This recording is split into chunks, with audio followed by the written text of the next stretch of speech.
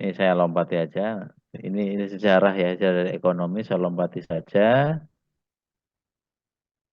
Oke, demand.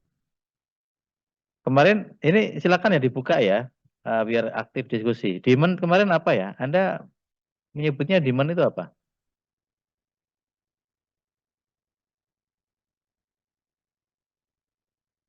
Halo? Demand adalah,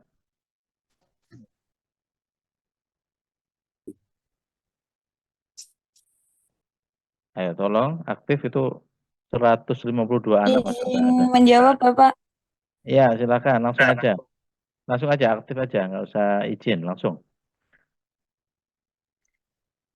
Demand itu permintaan pasar, Pak. Permintaan pasar, kurang lengkap. Permintaan pasar apa Triana?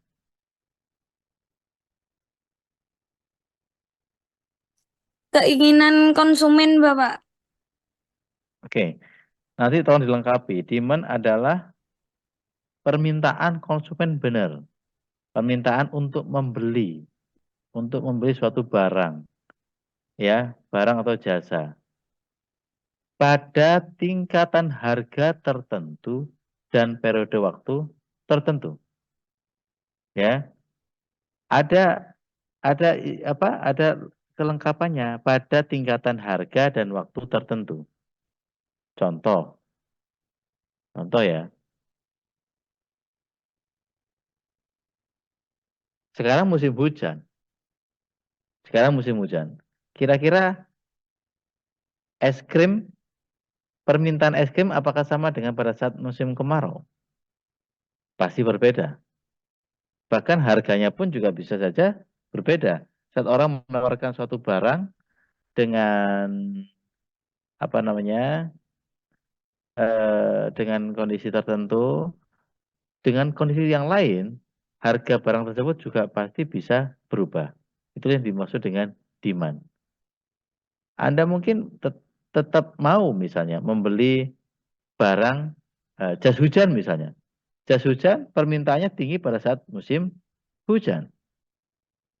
Di musim kemarau dan harganya pun juga bisa, jas hujan di musim hujan harganya bisa 2 kali lebih mahal daripada musim kemarau, namun tetap laku, namun tetap peminatnya banyak, ya permintaannya banyak.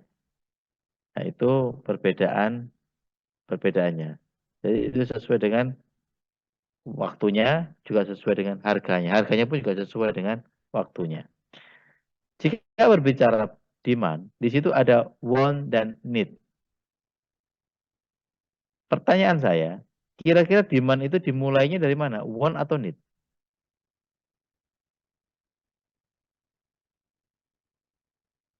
Silakan merespon. Want atau need? Keduanya, Pak. Keduanya. Iya. Oke, Triana ngomong keduanya. Karena apa? Karena memang itu tergantung dari sifat komoditasnya.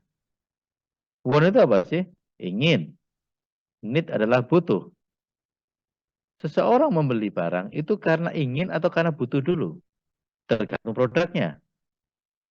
Saat berkaitan dengan sesuatu yang sifatnya adalah esensial, komoditas pokok, maka pasti itu dimulai dari kebutuhan dulu. Kebutuhan yang beranjak kemudian menjadi suatu keinginan. Misalnya, saat Anda merasa ini waktunya makan, ini waktunya saya membeli makanan. Siang misalnya ya, nggak puasa maksudnya, pas nggak puasa. Anda masuklah ke Pujasera, atau malam gitu. Anda mau makan, saya waktunya makan malam ini, sore ini. Anda masuk ke Pujasera, di situ aja akan ada banyak pilihan. Maka yang tadi motifnya need berubah menjadi want. Yang tadinya Anda pokoknya ingin makan, perlu makan, butuh makan. Maka pada saat Anda masuk ke Pujasera, yang terjadi adalah saya kok jadi pingin makan mie ya. Saya kok jadi pingin makan gado-gado ya. Saya kok pingin jadi makan sate ya. Kenapa seperti itu? Karena itu adalah pengaruh dari lingkungan, juga pengaruh dari marketing. Anda mungkin pernah ya di satu tempat di Pujasera gitu, Anda tertarik dengan pemasarannya, tertarik dengan tempatnya, tempatnya bersih, ya, warna-warni misalnya, ada gambarnya jelas, menarik, itu ya. Melihat gambarnya aja udah lapar gitu. Bisa seperti itu ya. Itu di mana ada transformasi dari yang need menjadi want. Atau sebaliknya, bisa nggak dari want dulu kemudian jadi need? Bisa juga. Contohnya kebutuhan-kebutuhan yang sifatnya tidak esensial. Kebutuhan-kebutuhan yang sifatnya adalah semacam koleksi. Itu koleksi, gitu ya. Anda mengkoleksi suatu hal, suatu barang. Anda mengkoleksi. Apa ya contohnya ya? Segala sesuatu yang bermotif polkadot gitu misalnya ini ya, misalnya. Anda sudah punya baju polkadot. Anda sudah punya daster polkadot. Ya, misalnya ini. Anda pengen mengkoleksi barang yang lain yang bermotif polkadot. Oke, want. Want itu bisa berubah menjadi kebutuhan. Keinginan bisa menjadi kebutuhan. Saat sama lagi itu berhubungan dengan marketing. Saat misalnya ada yang menawari Anda, saya punya sepatu polkadot, itu kayaknya keren deh, itu bisa melengkapi koleksimu, misalnya begitu. Itu kebutuhan menjadi keinginan yang menjadi kebutuhan. Yang ujung-ujungnya adalah pasti demand. Nah, dalam permintaan itu ada hukum permintaan, the law of demand. Di mana disebutkan di situ, semakin rendah harga suatu barang, semakin banyak permintaan atas barang tersebut. Nah,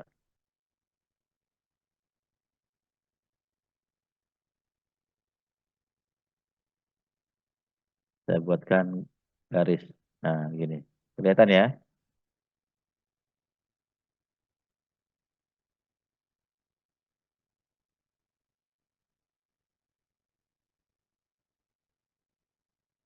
Ini adalah harga, price. Ini adalah kuantitas. Semakin tinggi harga barang, maka permintaannya, kalau harganya semakin kira, apa yang terjadi?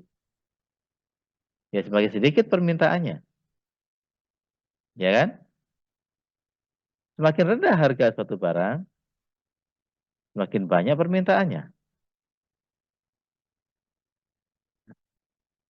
Hukum permintaan sudah menjelaskan seperti itu. Ya, hukum permintaan sudah menjelaskan seperti itu. Ini dianggap sebagai misalnya variabel harga adalah variabel yang utama. Variabel yang lain dianggap konstan atau tetap. Meskipun Anda membeli barang itu kadang-kadang juga branding karena kenyamanan, karena selera, tapi di dalam hukum permintaan itu diabaikan. Yang dianggap adalah bagaimana harga itu menjadi variabel tetap. Variabel utama, variabel yang lain adalah variabel tetap. Oke.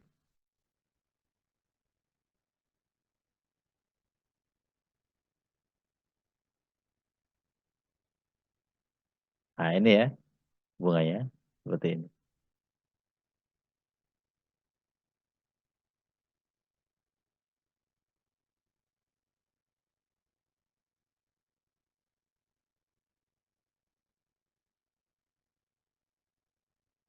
Apa sih yang mempengaruhi permintaan? Apa sih yang mempengaruhi permintaan? Itu ada harga barang itu sendiri. Ya, kemarin saya pernah contohkan, misalnya barangnya itu adalah apa ya? Ini misalnya, jika X adalah paling gampang aja deh ya. Jika X adalah bakso,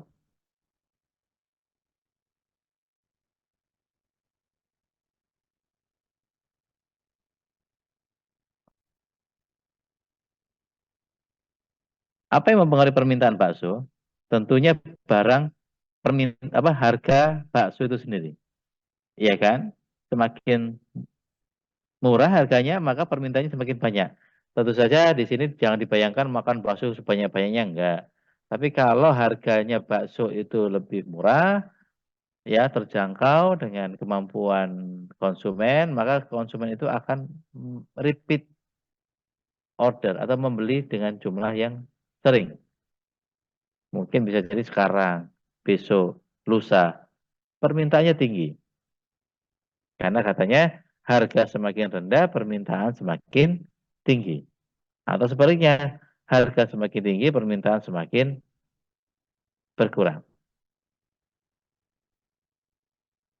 Harga barang lain yang terkait. Nah, jika X adalah bakso, kira-kira, nah, Y ini apa Y ini? Y ini,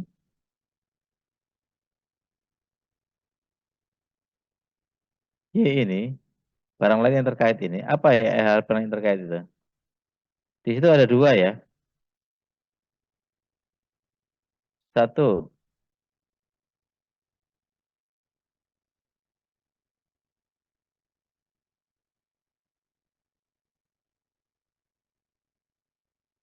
substitusi,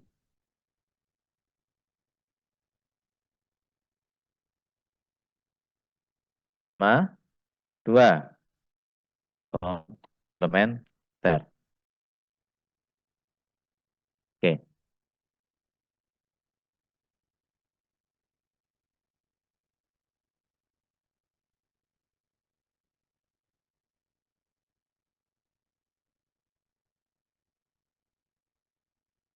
Jadi barang terkait itu ada dua ya, substitusi dan ada barang komplementer. Substitusi kemarin apa? Substitusi adalah barang pengganti. Ya, jika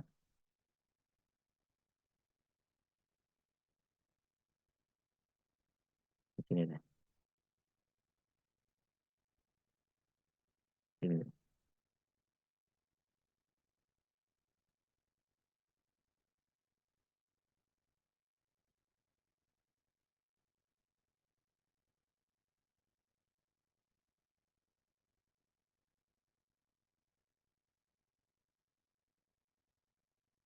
Kita coba substitusi ya.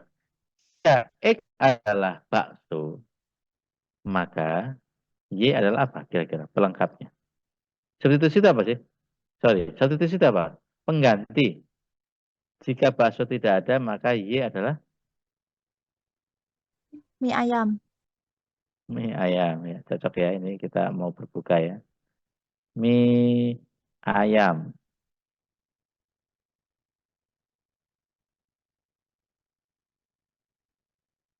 Jika X adalah bakso, maka Y adalah mie ayam. Itu jika substitusi pengganti. Artinya begini, kalau yang barang itu sendiri, harga barang itu sendiri kan berarti harga bakso, harga X tinggi, maka permintaan X rendah. Begitu kan? Nah, kalau harga Y rendah, maka permintaan X bagaimana? Saya ulangi. Jika harga X tadi ya, harga barang itu sendiri ya.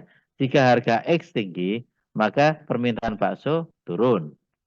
Sebaliknya, jika harga X turun, permintaan bakso tinggi sesuai dengan hukum permintaan. Sekarang saya mau tanya yang substitusi. Jika harga mie turun, maka bagaimana permintaan bakso?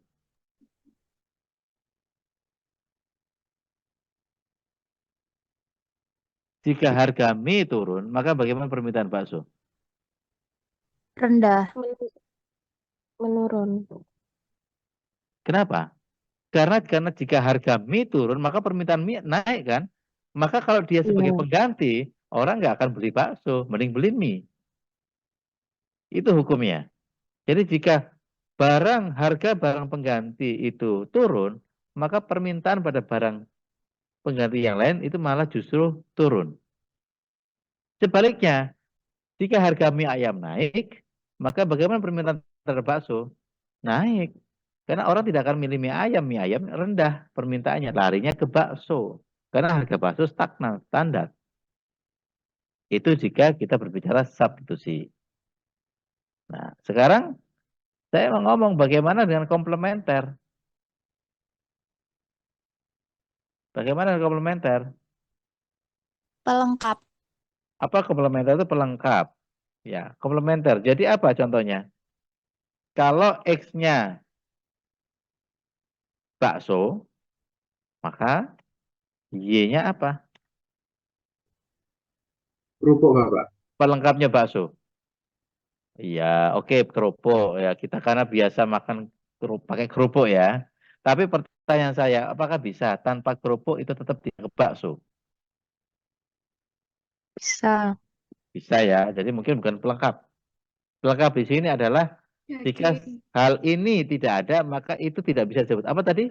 Daging.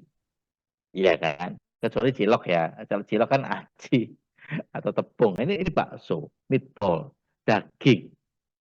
Jadi komplemennya adalah daging.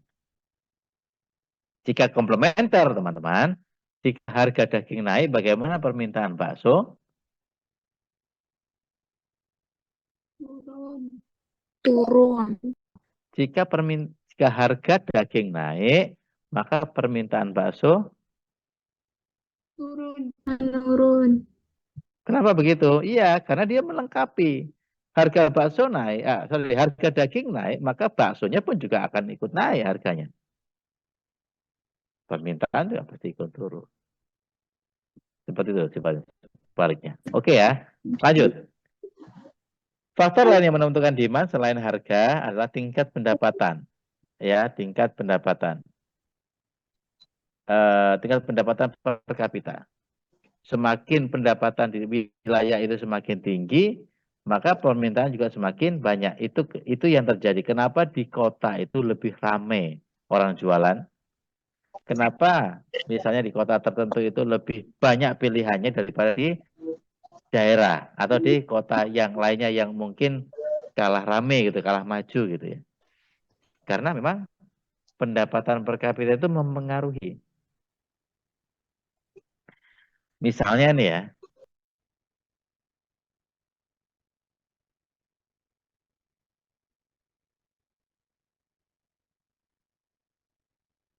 Jember itu rame. Ya kan? Jember itu rame.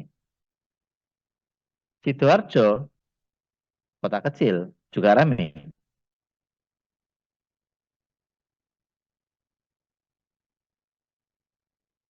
Permintaannya sama nggak kira-kira?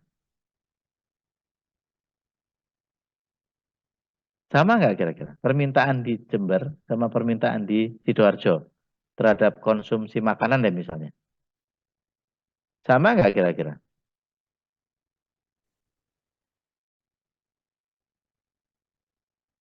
Hah?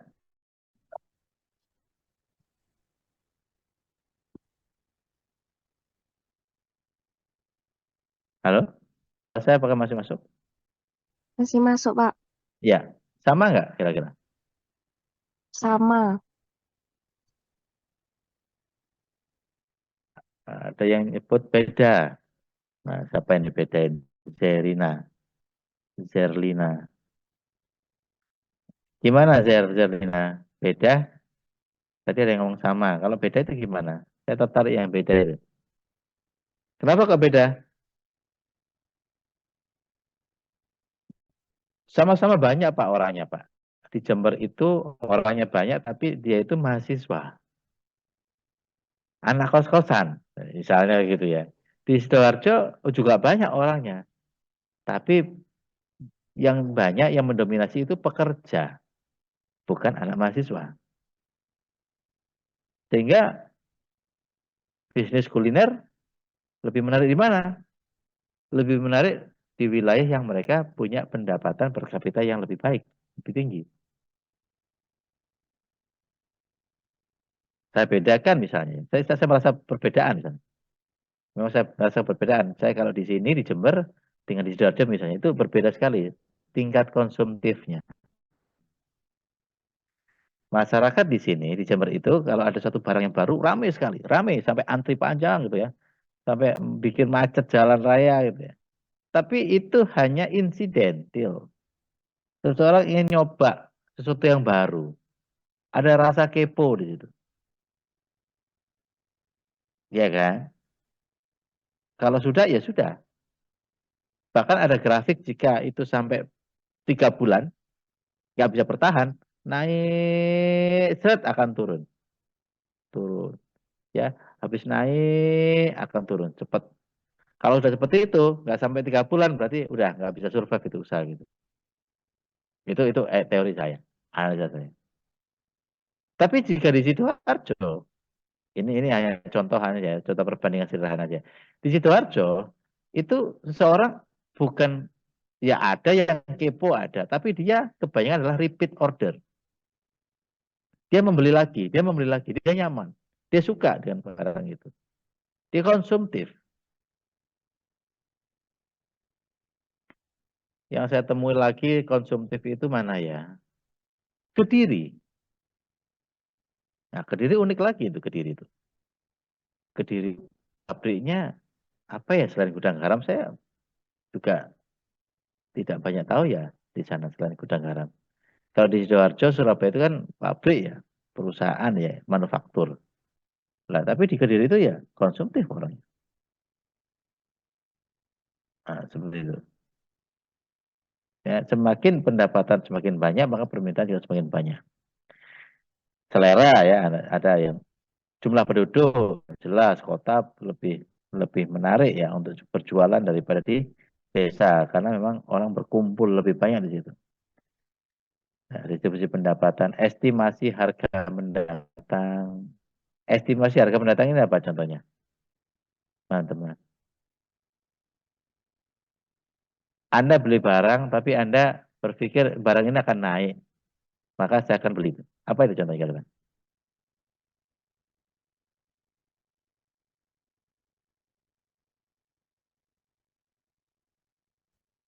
Mungkin karena stoknya terbatas, Pak. Iya, rumah misalnya, kendaraan misalnya. Motor saja, itu saya lihat itu rata-rata sekarang 28, 32 itu ya. Motor yang dulu biasa, Beat itu nggak sampai 10 juta, saya lihat kemarin itu sudah hampir mencapai hampir 20 itu. Naik terus. Inflasi. Oke, distribusi pendapatan, usaha perusahaan dan peningkatan pendapatan juga mempengaruhi ya kampanye. Oke, ini contohnya. Nah,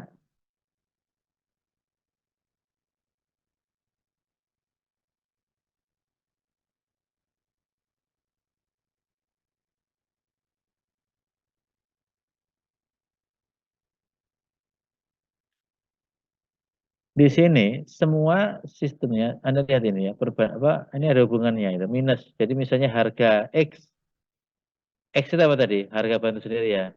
Dia hubungannya negatif. Harga naik, permintaan turun. Harga turun, permintaan naik gitu kan. Negatif. Harga barang lain terkait tergantung. Dia substitusi atau komplement. Kalau dia substitusi, sejajar. Harga mie ayam turun, permintaan bakso turun. Substitusi. Tapi jika komplement, harga daging turun, permintaan naik. Sebanding. Terbalik. Pendapatan pun juga begitu. Pendapatan semakin tinggi, maka permintaan semakin tinggi. Semua tadi berlaku kecuali ini, teman-teman. Ada barang aset, barang inferior, barang prestis. Ini tidak menggunakan asumsi faktor ini. Barang aset misalnya apa? Tanah. Ya. Kalau nggak tanah, dia mahal. Rumah, mahal. Emas, emas itu aset bukan? Kalau saya cenderung menyebutkan dia membaginya dia sebagai barang spekulasi, bukan barang aset. Ya, barang spekulasi. Ya, itu tidak menggunakan kaidah ini. Begitu pula dengan barang inferior. Barang inferior itu apa? Barang yang dianggap rendah. Ya, paling rendah. Contohnya, makanan apa ya? Tiwul gitu misalnya, tiwul. Meskipun sekarang banyak orang memandang tiwul itu sebagai makanan yang punya historis. Jadi mahal lagi sekarang tiwul. Dulu semua dianggap remeh. Gaplek, dianggap remeh. Mie instan sempat menjadi barang inferior, dianggap rendah oleh masyarakat pada umumnya. Namun sekarang dikemas menjadi apa kok campaign sedemikian rupa sehingga mie instan sekarang bisa berasa macam-macam dan jajanan sekarang ya, barang inferior itu barang given. Yang terakhir barang prestis, barang-barang mewah, mewah, mobil mewah yang bisa diproduksi hanya 4 di dunia ini. Harganya mahal kan? Wah, fantastis. Tapi dia tidak berlaku, harganya mahal berarti permintaannya rendah, Pak. Enggak. Harganya super mahal, permintaannya luar biasa. Baru launching langsung habis. Itu barang prestis. Jadi tiga barang ini tidak mengikuti kaidah nih, demand ini. Oke ya.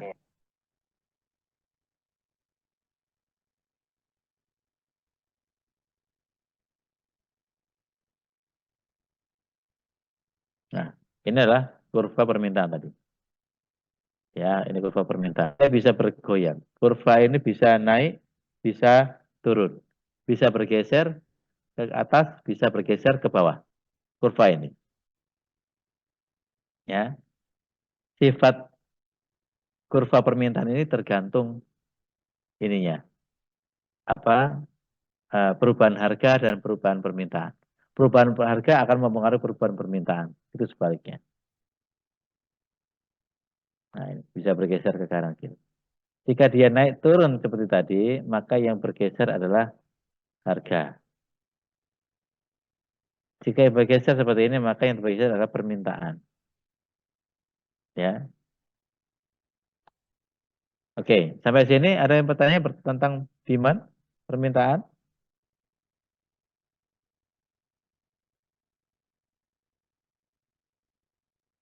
Belum, Pak.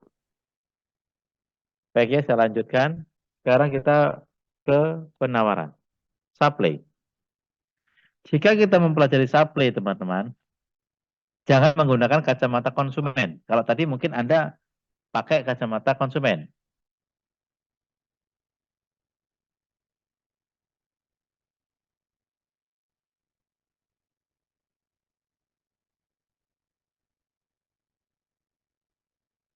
Kita cocok kalau pakai kacamata konsumen kalau mempelajari demand, permintaan. Namun di sini kita berbicara penawaran. Apa sih penawaran itu? Jumlah barang yang ditawarkan pada harga tertentu dan pada periode waktu tertentu pula. Kalau permintaan adalah jumlah barang yang diminta pada waktu dan harga tertentu. Kalau penawaran atau supply, jumlah barang yang ditawarkan. Jadi di sini siapa yang melakukan? Produsen. Supply adalah produsen. Ya. Dan ini erat kaitannya dengan sisi produksi. Produsen ini, supply ini. Oke. Sama dengan permintaan, penawaran pun juga punya hukum ya, the law of supply. Semakin tinggi harga suatu barang, semakin banyak jumlah barang yang ditawarkan. Nah, ini beda kan? Kalau tadi kan harga naik, permintaan turun. Kalau ini enggak, harganya naik, maka penawarannya akan semakin banyak. Kenapa? Kenapa kira-kira?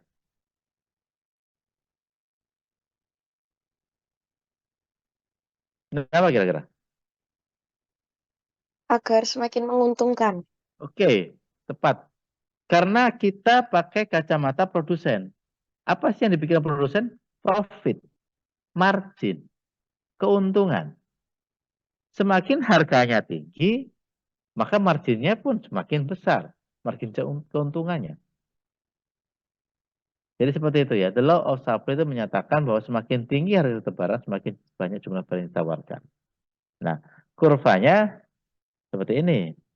Ya, atau kalau mau dibilang apa ini seperti ini.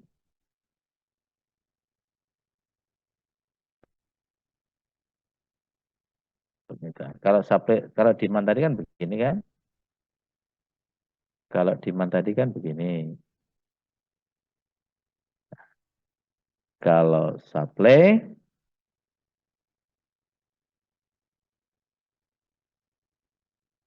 nah ini supply.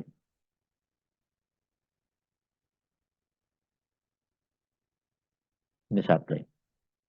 Ini supply, ini demand. Hubungannya terbalik ya. Oke.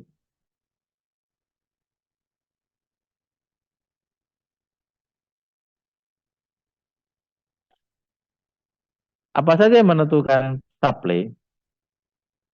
Harga barang itu sendiri tentu saja ya. Semakin tinggi, semakin banyak yang ditawarkan. Harga barang lain yang terkait itu pun juga berlaku hukum barang substitusi maupun komplementer. Ya, juga berlaku dengan substitusi dan komplementer. Harga faktor produksi. Harga faktor produksi. Jika faktor produksinya tinggi, kira-kira penawarnya banyak enggak? Bisa kita lihat di sini. Enggak. Dia berbanding terbalik. Kenapa? Karena produksi yang tinggi, cost yang tinggi, beban biaya yang tinggi, itu akan berisiko keuntungan yang didapatkan lebih kecil. Kan bisa saja marginnya dinaikkan, Pak. Bisa. Tapi kadang-kadang penjual itu berpikir kalau biayanya saja sudah tinggi, maka di situ kita akan kesulitan. Ya tergantung barangnya sih. Ya, lagi tergantung barangnya. Biaya produksi, teknologi, jumlah penjual, ya semakin banyak jumlah penjual ya semakin banyak tawar. Oke. Kurva supply juga bisa bergeser naik turun atau ke kanan ke kiri. Tergantung yang berubah apa harganya atau jumlah barang yang ditawarkan.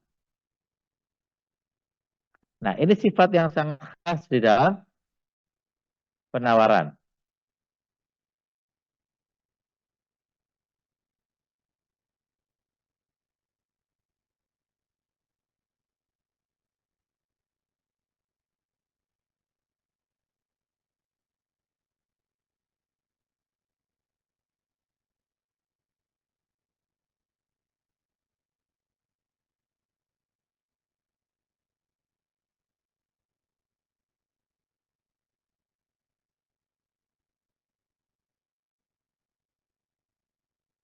Supply itu sifatnya kayak gini, backward bending supply curve. Dia kurva ini bisa naik gini ya, naik terus gitu, naik terus belok. Itu sifat dari kurva supply. Kenapa begitu? Ada yang tahu nggak? Kenapa dari harga yang tinggi, permintaannya tinggi, penawarannya tinggi, permintaan tinggi, harga tinggi, penawaran tinggi, harga tinggi, penawaran tinggi, harga semakin tinggi, penawaran berkurang.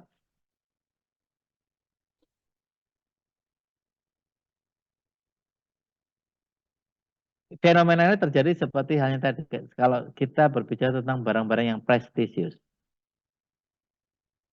Oke, mobil misalnya. Mobil keuntungannya udah ada tuh. Marginnya udah ada. Keuntungannya bisa ratusan juta. Oke, satu unit produksi dia keuntungannya misalnya keuntungannya satu unit mobil keuntungannya 70 juta. Produksi dia banyak-banyaknya. Oke. Harganya semakin tinggi, berarti jenis mobilnya berbeda ya. Semakin tinggi, dia produksi lebih banyak lagi. Harganya semakin tinggi, jenis mobilnya harga semakin tinggi, penawarannya juga semakin tinggi. Namun, pada titik tertentu, harganya sangat tinggi, penawarannya berkurang. Contohnya pada mobil-mobil mewah tadi, mobil-mobil prestisius tadi. Apakah ada mobil yang katanya mobil yang super mewah, mobil prestisius, itu produksinya sampai ribuan, jutaan unit gitu? Nggak ada. Mungkin puluhan dalam dunia ini. Atau mungkin kadang satuan, 4 unit. Hanya 4 unit, hanya ada 8 unit. Kan begitu kan? Kenapa begitu? Karena nggak ada yang beli kalau produksi banyak. Bukan, tetap beli. 8 buka. 8 dia buka, laku. 11 dia buka, pasti laku. Tapi mereka berpikir semakin tinggi harganya, keuntungan mereka semakin tinggi toh. Keuntungan mereka semakin tinggi. Sehingga dengan menjual barang 5 misalnya, menjual barang yang 5, maka sudah cukup 5 aja. Saya sudah mendapatkan keuntungan yang di atas ekspektasi saya. Sisa waktu saya yang lain bisa saya gunakan untuk istirahat, untuk main sama keluarga. Keuntungan saya lebih mahal, lebih tinggi. Bandingannya begini, contohnya begini. Dokter umum, dokter praktek umum sama dokter spesialis praktek. Kira-kira waktunya lebih banyakan mana? Jamnya. Dokter umum atau apa dokter spesialis? Ya, nggak bisa relatif sih Pak. Tapi pada umumnya saya tanya. Pada umumnya. Waktu bekerjanya apa, Pak? Iya, waktu bekerjanya. Buka prakteknya lah Dokter misalnya. umum. Dokter umum. Dokter umum, ya. Adi juga bilang dokter umum. Dokter spesialis, dia bukanya mungkin hitungan 2 jam. Kadang nggak sampai 2 jam udah tutup. 3 jam udah tutup. Tapi kalau dokter umum buka pagi.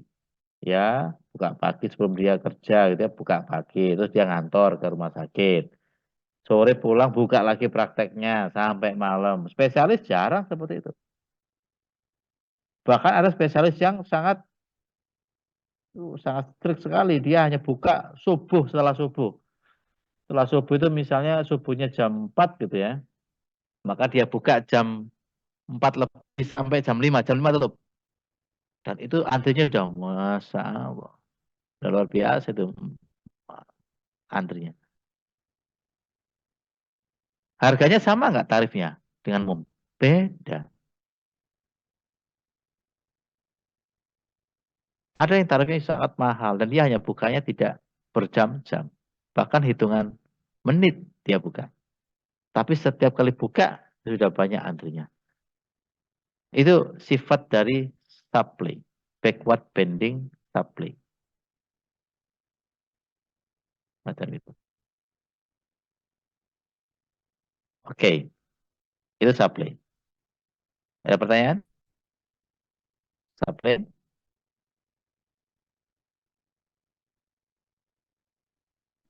Brand Supreme itu apa, Di?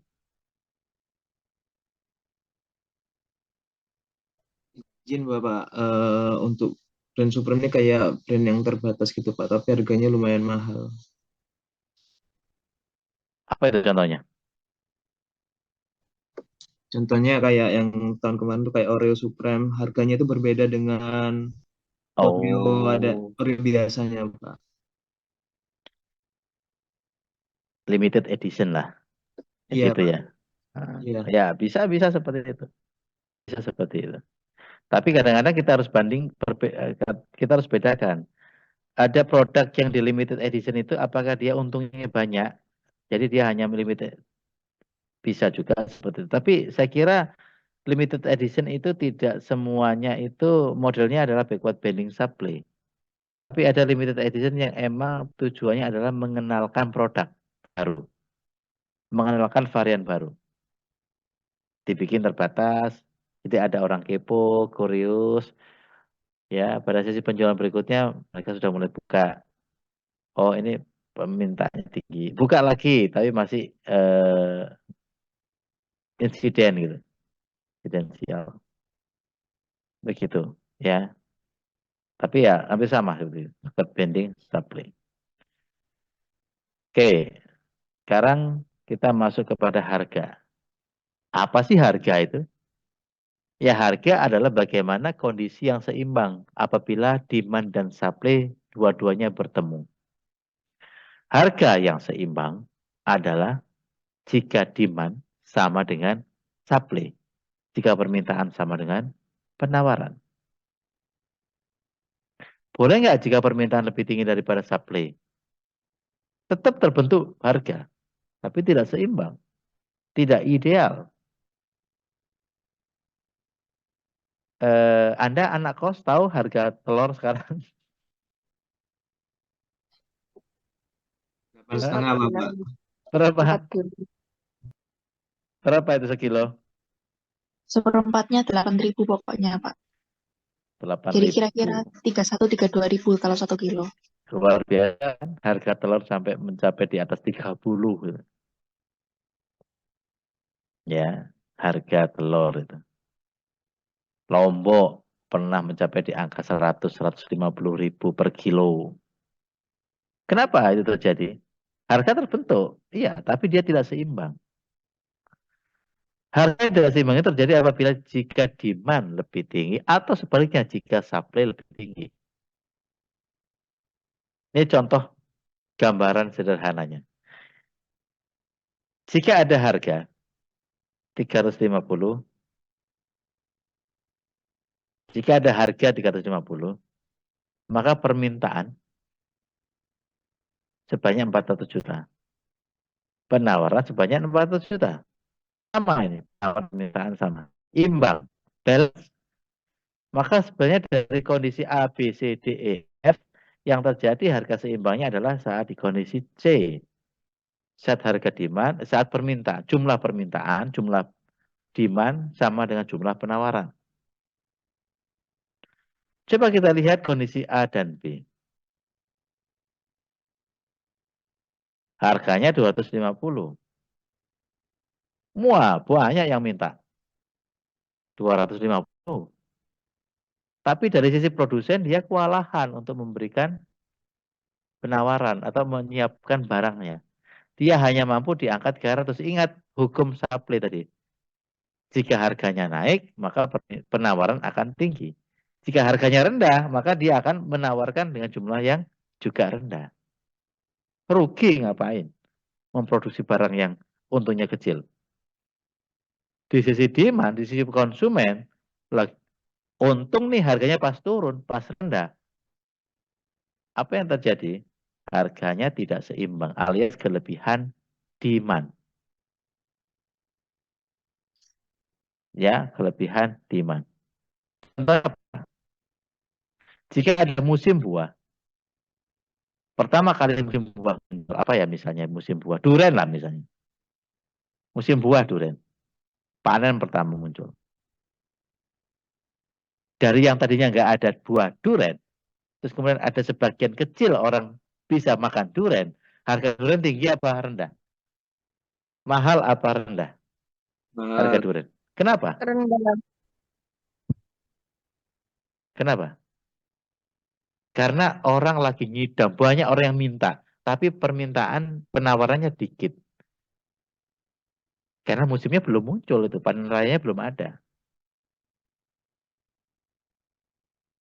Saat panen raya sudah terjadi, duren ada di mana saja, mulai dari supermarket, mall, sampai di pinggir jalan, bahkan di pasar-pasar tradisional dijual 10 ribuan, dapat kadang-kadang dapat 3 gitu. Saking bludaknya pasar, bludaknya barang, supply-nya sangat tinggi.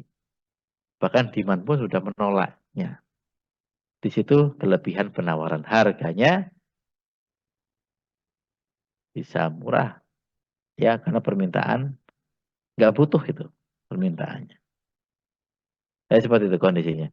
Jadi Anda harus beranalogi jika ada fenomena harga barang tinggi, harga barang rendah, sebenarnya itu adalah permainan demand dan supply. Teman-teman. Siapa yang menerapkan itu? Oke, sekarang kita diskusi ini. Jika itu buah, siapa yang menerapkan itu? Wah, langsung harga jadi naik, jadi turun. Gitu. Kayak telur deh. Kenapa harga telur bisa turun? Kenapa harga telur bisa naik? Izin Pak, untuk harga Ya, telur untuk harga telur kenapa bisa turun? Suplainya itu banyak, demand-nya itu sedikit Pak. betul ya. Oke, harga turun, harganya rendah. Karena permintaannya, penawarannya banyak telur. Ya, Dan permintaannya tidak melebihi penawarannya. Akhirnya harganya rendah, begitu kan? ya Pak. Fenomena sebaliknya terjadi saat permintaannya tinggi, telurnya nggak ada. Makanya harganya sampai naik sampai 35.000. Siapa yang berperan di situ? Pembeli dan penjual. Bukan, Pemasok telur. tengkulak. Iya kan? Penjual. Ya, bukan hanya penjual. Kalau dia penjual, dia akan mengikuti pasar, ritme pasar. Oh, ada barang, dia beli. Tapi bukan itu. Pengepul, tengkulak, itu yang bermain. Wah, ini harga lagi nggak bagus nih. Untung saya nggak banyak nih. Saya keep dulu deh.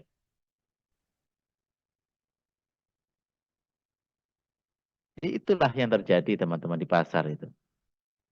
Makanya komoditas kita itu kadang-kadang harganya tidak stabil. Ya karena hal-hal semacam itu. Contoh lain, kenapa harga beras kok jadi langsung naik sekarang ini? Saya masih ingat betul itu ya, harga beras yang 5 kilo itu, yang mereknya yang cukup bagus ya, bagus lah, premium lah. Belum lama kok, saya lihat itu di pasaran itu 57 maksimal 60. Lah kok sekarang itu sudah mencapai 88, 90, gila. Fenomena apa yang terjadi?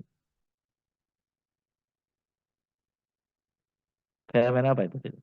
Ya oke, pengepul, tengkulak itu ngekip beras, bulog, misalnya begitu. Tapi sebenarnya jangan lupa, kemarin pemilu, apa yang terjadi? Bansos besar-besaran. Ya, semua logistik dikeluarkan untuk kampanye. Mulai beras enak sampai beras gak enak. Gitu. Semua dikeluarkan. Karena kampanye. Akhirnya stoknya berkurang. Tidak stabil.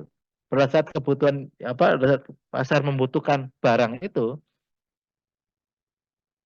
stoknya nggak stabil. Jadilah harganya luar biasa mahal. Edan-edanan. Bahkan karena takut langka, beras itu ada yang ngekip.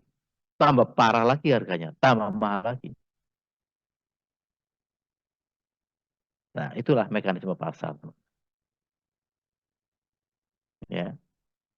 Nah, dikip atau nggak dikip kalau kita mau belajar pasar ekonomi makro, ya nanti ada kaitannya dengan kebijakan-kebijakan pemerintah. Pemerintah itu bisa kok ngontrol harga itu bisa kalau mau dan tahu. Nah, permasalahannya itu nggak mau atau nggak tahu itu pertanyaannya. Kalau nggak tahu ya nggak mungkin lah ya. Banyak kok orang-orang pinter di sana, tapi mungkin nggak mau. Kenapa? Karena menghendaki kondisi fenomena lainnya yang terjadi. Paham maksud saya? Fenomena lain. Apa itu? Kekurangan mungkin.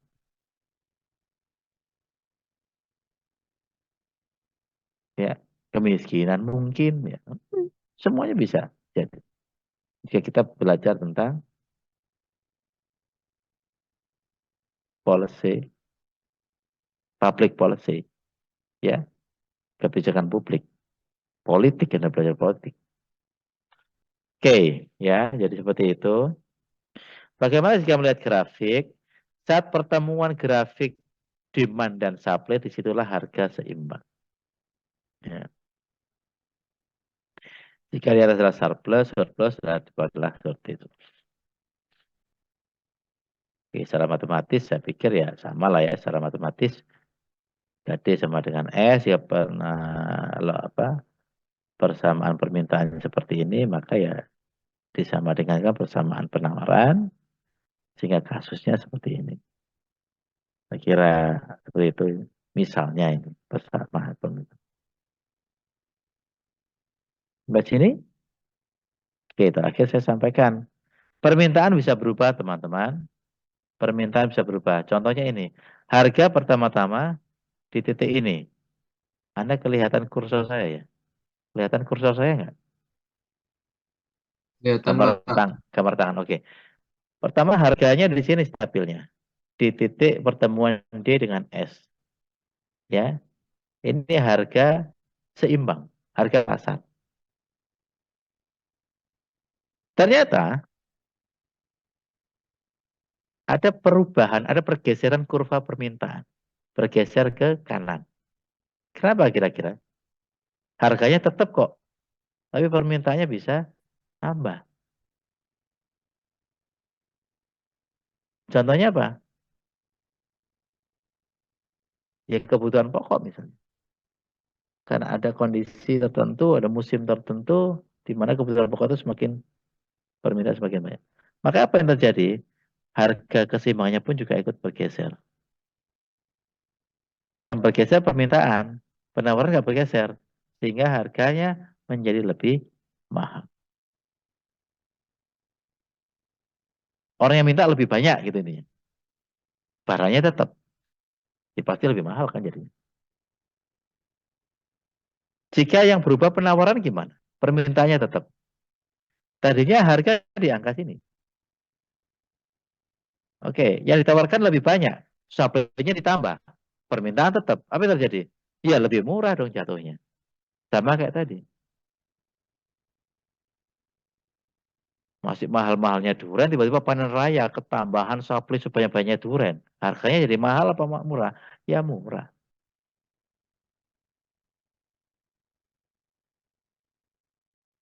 Bagaimana jika perubahan permintaan penawaran sama-sama besar? Iya, stagnan. Tidak ada perubahan harga seimbang. Bagaimana jika perubahan permintaan terjadi, tapi perubahan penawaran lebih banyak? Tetap harganya akan, jika penawarannya jumlahnya lebih banyak ditambah, maka harganya akan semakin turun. Nah, fenomena-fenomena ini sebenarnya harus kita pahami bagaimana itu prakteknya di layanan kesehatan.